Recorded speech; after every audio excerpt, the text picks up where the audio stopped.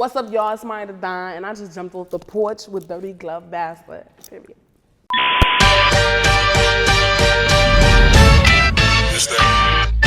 If I let you near me, then you lucky. All right, y'all. So we have the beautiful Maiya The Don with us off the porch. It's about time you done brought your ass up I here. It's about time. Okay, I want to get into this jumpsuit because I didn't even know Telfar made jumpsuits. No, so. Yellow's my favorite color. So. Really? Yeah, but I have like all of them. I'm obsessed with them. They're really comfortable. I did not know they launched that. Like, okay, so and they always usually they're like always available. They don't be like sold out, but they're pretty expensive. So. Okay, so when did you discover your interest with Telfar though? Like 2 years ago. 2 years ago? 2, 3. And so when you first saw it, you was like, I just gotta have it. Yeah, they was like popular in New York. It was like a thing. You know, I always say like Telfar bags was like the Chanel for New York girls. Right. Yeah. And then, and it was so hard to get because they sell out so quick. Now, you've had a lot of success surrounding your name. And so really quick, I had watched the interview and you had talked about like growing up, you never really allowed yourself to take music serious. And now you're here. Yes. So let's talk about it and let's get into what this journey has been like for you. Oh man, it's been so fast paced. Everything's happening so quickly. It's a super humbling experience. I'm really, really grateful, but it's just like, even before I dropped it, it's just I've been on go mode, like just working. Right. Okay, so I do know before the music, you were heavy into the makeup game and in your influencer bag on social media. This is crazy. Like, I just think the career pivot is, it's like, I don't know, from the outside looking in, I love when people switch over their careers in a sense because, you know, I feel like when we're limited, when people box us into one thing, you know, we kind of have that mindset of just doing that. So I guess I want to know like where your headspace was when you was like, okay, I think it's time for me to finally start rapping. I think I just was feeling really stagnant in my career. It was like, I was just like feeling the same and doing the same things over, you know, like it's not, it's really, that was it. It's just like wanting more for myself and feeling like, and knowing that I could do more and like, you know, and that's all I wanted was more for myself because like makeup and the influencing is cool and stuff, but I felt like I wasn't living in my purpose, you know, and I was just like, it's time to do this. Wow, that's very deep because, you know, the brand partnerships that you did land and probably like the money you were making, I feel like, you know, somebody would get really comfortable in that. And for you to not allow yourself to get comfortable, although all these opportunities are coming to you with makeup, like, I love that. Thank you. Yeah, no, I try not to get too comfortable because then you get lazy. And, you know, I'm constantly like wanting more and like, okay, I'm bored, you know? I can't like focus on something for too long because then I just be like, okay, you know, master that. What else, you know? Right. And so we all know you from Brooklyn. Yeah. I gotta know what it was like for you growing up there. I think it's just like everybody else. I don't think it was like super different or like super like gritty, you know what I'm saying? It's like, that's all I know. So it's not, I can't even compare it to nothing. Yeah, it's like, it was cool though. I loved it. I used to live right across the street from my school. So like I would just go to the park and stuff. But were you shy growing up? I was. Really? Shy. I could tell. I was shy growing up and I was bullied. Really? Yeah, I was bullied. So.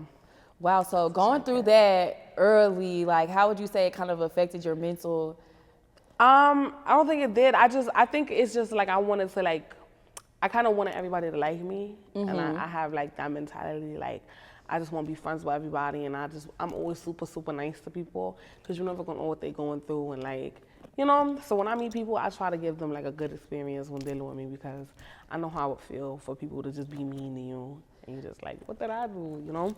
But then I just was like, I stopped caring, you know? I feel like being bullied and stuff, like I was like almost like a people pleaser. But I was like, you know, bitches gonna leave you alone if you start punching them in their face. And so I started doing that. And I was like, oh, see, now I don't care if anybody like me because if you don't, that's a whole nother issue. Could you recall your first experience where you really stood up for yourself and stopped the people pleasing? Yeah, I'll never forget. This girl was like pushing me, and I was like, "You want to fight?" That's it. That was just it. And she probably didn't even expect you to say that. Yeah, no, she wasn't. And I was just like, after that, it was like a domino effect. Then I was like, okay, now I'm gonna go pick the biggest girl out of everybody who's been bigger than me, and I'm gonna ask her if she wanna fight. Like going to girls' classrooms, like, so what you wanna do? But it wasn't even like, cause I'm not even like a fighter. Like, I was tired of people being mean to me and like bullying me. So I was just like, listen, we gonna do this, and that's it, you know. Oh, are you a certified lover girl? Yes. I can tell. I can feel the love, like, as we're talking. Like, I'm like, this is you're a certified lover girl. I am. Okay, so what is, like, your love like when you are in a relationship? You don't have to expose everything, but just. I think it's just like, I'm just so sweet. Like, I just feel like, oh, I'm a girl, and you're my best friend. And I'm just like, everything's so cheesy. I'm very much like that. I'm like, very much catered to you. Like when girls be like, oh, I ain't doing this for no man. I ain't waking up at 2 a.m. and making no man a sandwich. I just shut up because I know I am. I definitely am. Like, what? I just be like, you was hungry? Okay. You said you needed to cook? Okay. Yeah, because I'm going to cater to my man every trip, but only if he's doing the same for me. So I'm guessing one of your love languages is acts of service. Yes, and gifts. I love giving gifts. Yes. Okay. You know what? They be trying to downplay the gifts when it comes to love languages, but that's really a love language. It is. I love giving gifts. I just be like, oh, I know you wanted it, so here. And it's just not even like big gifts neither, not like grand gestures. It could be as simple as like some food, you know, or like a piece of candy that I know you like. So like every time I go to the store and I see that candy, I gotta get you the candy. You know? Right. Have you had any tough experiences with love? No, because any boy that I ever gave a chance knew better, okay? Don't play with it. Period. I think I just had like, no tough experiences with love, but like I've had like weird experiences with boys, you know? What's like the weirdest one that you can talk about? Like weird how? Like what is considered weird to you when it comes to boys? So when I say weird, I just mean like when boys is weird and they be doing that weird stuff, like, you know, like call themselves being a player or like, you know, just trying to play in my face, basically. That's like when they just be weird. I've had a few boys try to be weird, but. Speaking of play in your face, I know you are a psychology major. So what's the craziest thing that you've learned with psychology? Craziest thing that I learned from psychology is that people will oftentimes like change their personality for the people that they're around, unconsciously though, you know, because like it's almost like, you know how people will be like, oh, I'm feeding off your energy. It's something psychological about that, you know, like people will show certain parts of who they are with who they feel comfortable with. So if a boy playing in your face, it's because you're giving that off. Like he could play in your face. You know what I'm saying? Like if he playing with you, it's probably because you making him feel like he could play with you. Don't be making a dude feel like he could play with you. You know?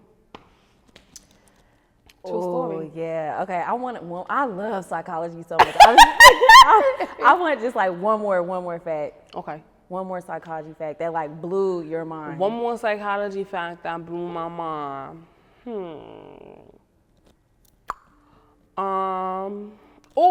So habits like smoking and stuff like that, or like biting your nails or whatever, that's like it's called oral fixation. And it's some complex, I forget who the scientist's name is, but really it don't be like you eating or like, you know, like you ever, you know what I'm saying, smoking and stuff like that. It just be the act of holding it, you know?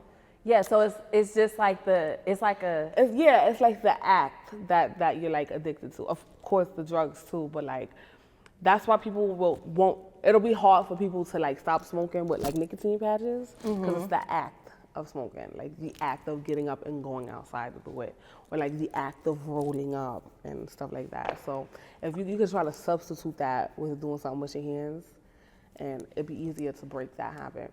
Girl, we gonna need a whole like psychology podcast. We need to come up with a show like Psychology with Maiya The Don or something. Now, with you being in school and balancing your music career right now, what is that like for you? It's very hard. Everybody keeps saying like, giving me like early congratulations for like graduating. Yeah. And I'm like, please stop, because I don't even know if I'm going to.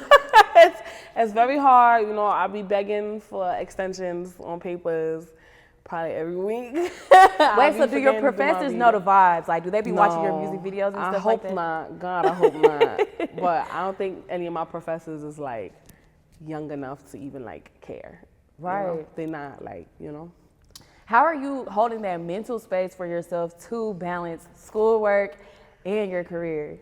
I don't know. I think it's just like the separation of everything, you know, like I associate, like that's another psychology thing, like don't do homework in your bed because you associate your bed with sleeping, not homework. So if you notice, if you ever try reading a book or like doing your homework while you in bed, you just knock out.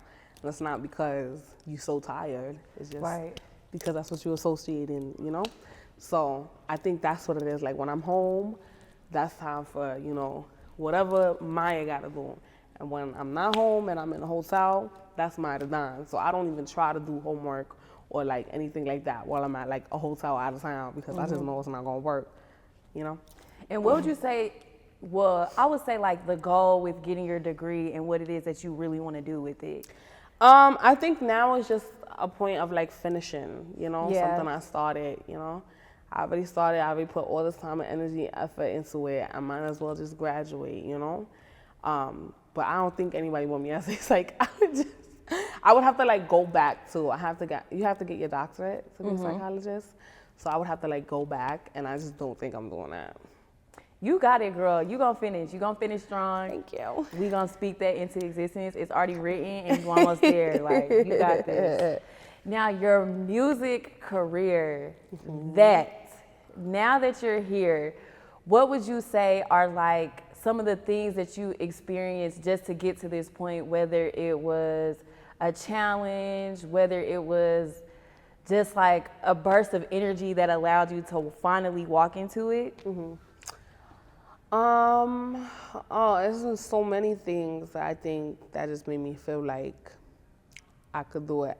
I think it's just like a combination of like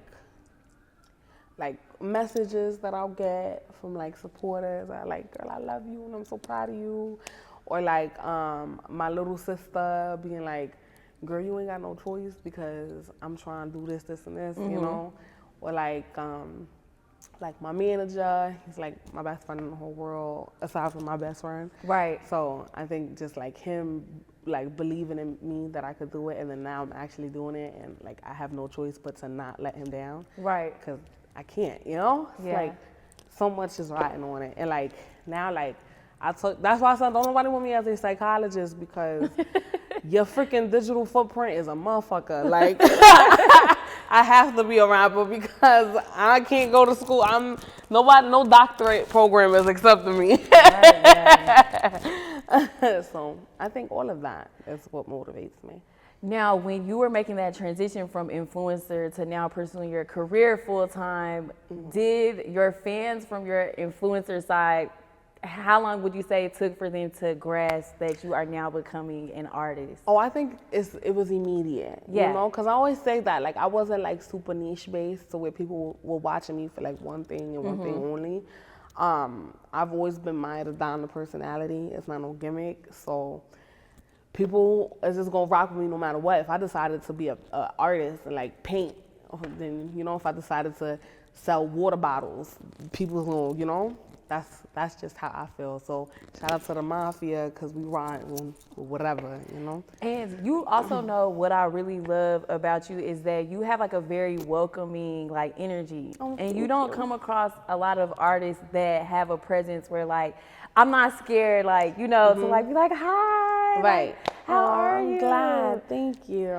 So with that being said, how important do you feel it is for your energy and your heart posture to be good when you walk into these certain rooms with your fans? Oh, it always has to be. But you know, I'm never when I know I'm gonna be around people that love and support me. It's nothing but like, you know, I'm ready. I'd be like, where they at? Let's go. Like, you know, I'd be so excited to meet them because they're just so sweet. I be saying they're my cousins. You know, they're my cousins on my daddy's side. Yeah. I don't even like saying like fans. I feel like it's like, you know, it's so disconnecting. You know, I feel like the relationship that I've built with my audience is like the most meaningful thing to me. And so meeting them and being around them, I'm always like, I feel so nurtured and, you know, cared for and safe. So, what would you say are some things that you weren't necessarily prepared for when it came to pursuing this career full time? I think I wasn't prepared for, well, everybody thinking that they know something, you know what I'm saying? Like, everybody think they know so much about what goes on behind the scenes.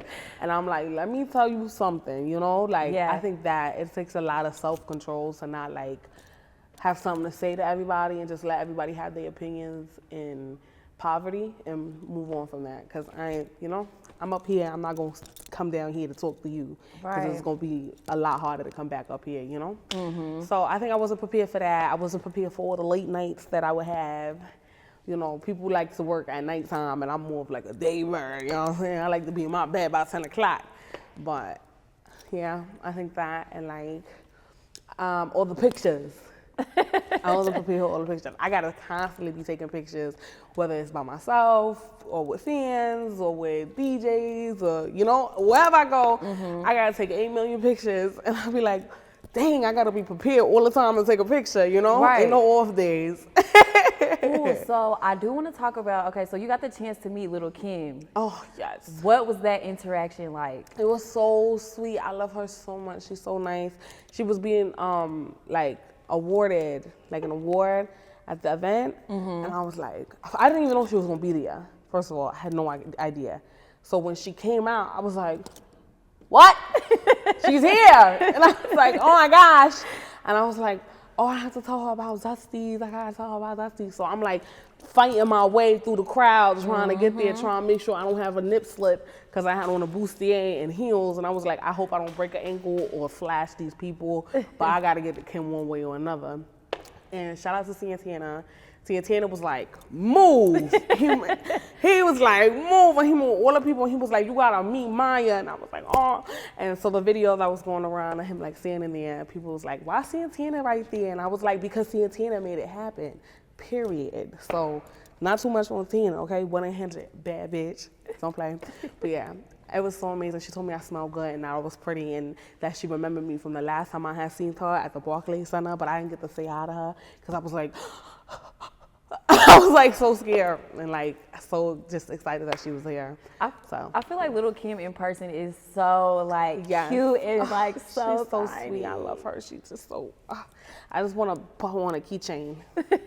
I love her. So with her, well, with you know you being recognized and her being familiar with you already, how did that feel to you? It felt really good. I was like, why you know me? Because that's weird. Like, what you mean you know me? You're not supposed to know me. I know you, though. Like, it was just crazy. I love Kim so bad. She's, like, icon, legendary. I look up to her. Just love her. Wouldn't be a rapper if it wasn't for her. And I also know that when it comes to your work ethic, Beyonce is a really big inspiration for you. So let's talk about that. Yes. Yes. I love Beyonce. I get to see her in a couple months.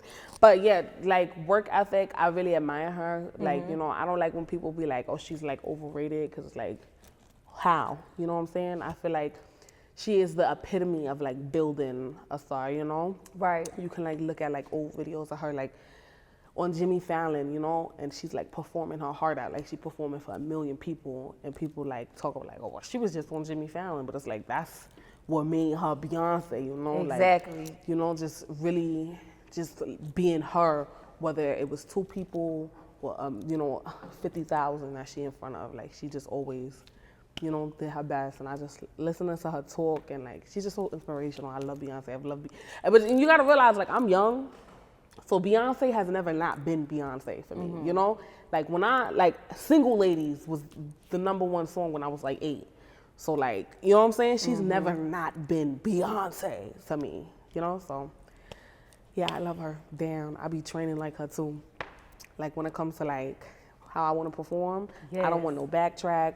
I want to be able to dance the whole time. So like, go on watch formation, and I'll be like, go get your big fat ass up and go to the gym and go work out so you could be Beyonce, man. No, Beyonce. Yeah. When it comes to that, it's Yeah. But that's good that you're incorporating it and you're also observing her because, of course, she is a great, and you know what that means. Exactly. I'm gonna be right. Now, Telfy, in a world full of drill, right now, your song was the total opposite. It was the Thong Song, the Thong Song cover. So, when you first dropped it, were you nervous? No, I wasn't. I knew it was gonna be what it was, you know? I love, from the day I made it, I just knew. I was more excited than anything.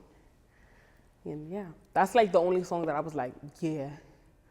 And your energy during the video was so like, and then you had the girls in the back rocking out. So with Telfy, was it like a thing where you might have been like sitting on the couch or you was like randomly doing something and a thought came in your head like, like I want to make a song called Telfy. I want to do the. No, that's not how it went at all, actually. Okay, tell me how it went. I got sent the beat from my manager, and I just loved it. And I was like, I love this beat. I'm going to write to it right now. So I wrote to it. It took me like 2 hours. And I sent it to him, and I was like, oh, I like this a lot, but I don't know what to call it. And he named it. My manager named it. He was like, this is called Telfy. And I was like, okay, Telfy, that's cute, period. And that's how the song was named. But I literally just said I'm in my Telfy because that was true to me. I had like 10 bags already by that point. So it was just being me, you know? Right, and as you're talking about it, your first verse is literally popping in my head. I'm trying not to sing it so bad. This bad, I'm trying not to sing it so bad. But with that song, and you put it out, what would you say was like the first reaction that shocked you when you dropped it? I think when I dropped the snippet, that shocked me the most. Like how it just across all platforms. I remember the snippet, like, and on Twitter, it was like numbers. Whoosh, it went crazy. Yeah, I think that's what shocked me the most. But I knew people were gonna like the song. Excuse me. I knew people were gonna like the song because they liked the snippet, you know. So.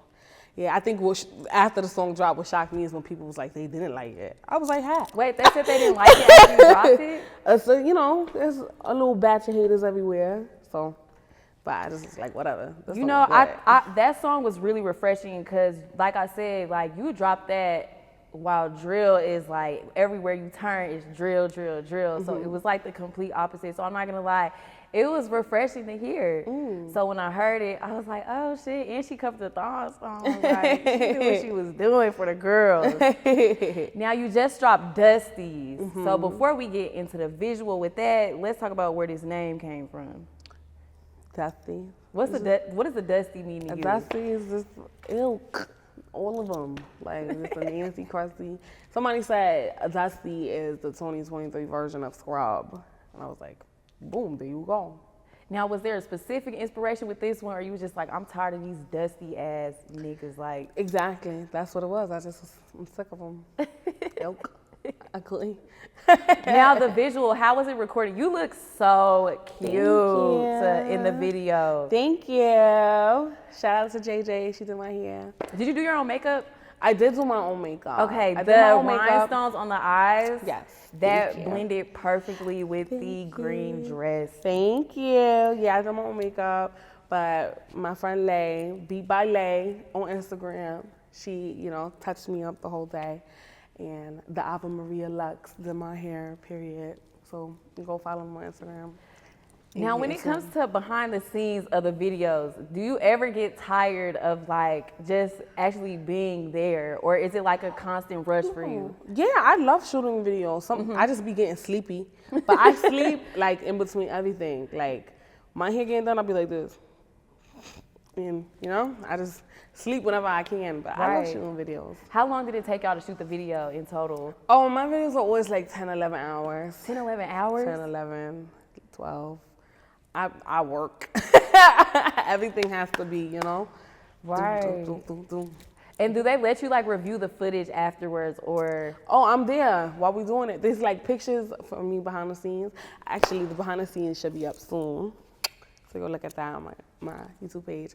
But yeah, like I'm always like, let me see it. I want to see I want to see it. Record it. Let me see. I want to see how I look all the time. And that's why it takes so long, because I'll be like, let's do it again. No, right. Also, Conceited by Flo Milli. I did see that she brought you on stage too. So Yes. y'all's dynamic, how did that even come about? So she was on tour, and when she got to New York, she asked me to do, she asked if I would come out and perform Telfy. And I was like, would I? Like, absolutely. And yeah, that was it. She DM'd me. She was like, hey girl, I'll be in New York this day. I want you to come out. I said, absolutely, I would do that. And then I did, and I did both dates, and I just loved her. I fell in love with Flo. Yo, you know that, so when, I know Flo Milli, but when she said small waist, pretty face, and a big bank, she was not lying. Pictures don't do Flo Milli justice. Oh, that when body I tell you, in person? That butt is so fat. They was not lying. Like, she was not lying when she said small waist, pretty face, and a big bank. Like, that butt is huge. I don't think people know. Like, you have to really see it in person to understand. Like, that girl got banging. some junk in the trunk. Yeah, she okay? banging. She's literally caked up. Like, I'll never, like, stress that enough. Like, that butt is so big. Flo Milli, I love you. Floisha, yeah, that's my girl. I'll be calling her Floisha. Now, but yeah. So I did that, and then a couple weeks later, she was like, yeah, we want you on the remix of Conceited. And I was like, amen. And she got that verse the next day before 5 o'clock. word on the street is that you're about to be dropping a project soon. Who said that? I don't What know. street is that one? What street that was on? I don't know. Or you're gearing up for one, or we can be expecting one eventually. Yes. I'm working. I'm in the studio every single day. I want to put something together really, really strong for the mafia. It's going to be for the fans. And I'm just trying to build my catalog before I drop an EP or an album, you know? So I might just do a little mixtape, throw it out there just to be like, hi, Maiya The Don. I'm not gonna lie, I'm not gonna rush you on a project, but I'm gonna just say I'm anticipating the project. Yes. I'm just, you know. I know it's gonna be fire. Ooh. And you gotta keep it cute that you're teasing right now. Yes. So let's talk about that. Keep it cute. Yes, keep it cute. Should be coming out soon. I'm really excited for this one. This one is just like, you gotta tell a bitch to keep it cute sometimes. Like, you know, this is really for the ops. Like, You said it's for cute. it's for the ops. It's for the ops. Keep it cute. And I think this one is more like experimental. I'm having fun, and I'm just showing like a little bit more of like my talent in terms of, you know, how I rap. Just getting into a whole different bag. It's very, very, very different than Telfy and Dusty. Have you been envisioning when you do shoot the visual, like how you want it to be? Oh yeah, but I can't tell you that. I know. Now, before we wrap up, what advice would you say that you would give to any young girls who have been listening to your music and, of course, just watching you, you know, be a girl's girl? Any advice? Always be yourself. Stay true to who you are. Don't do anything that's not fulfilling to you in your heart. You know, I'm young just like you. I'm only 21, just turned 21. I'm a baby. So I want it to be proof that when you're just doing what you love and you got somebody who believes in you or you believe in yourself, you can do anything because you are the sun always. Period. All right, before we wrap up, do you have any last words or shout outs? Shout out to Pliz Lion and Derek for Dusty's music video out now. All you guys is keep it cute and keep it sexy, and follow me on all social media platforms at Maiya The Don. That's Maiya The Don. Period. Is that let you near me, then you lucky.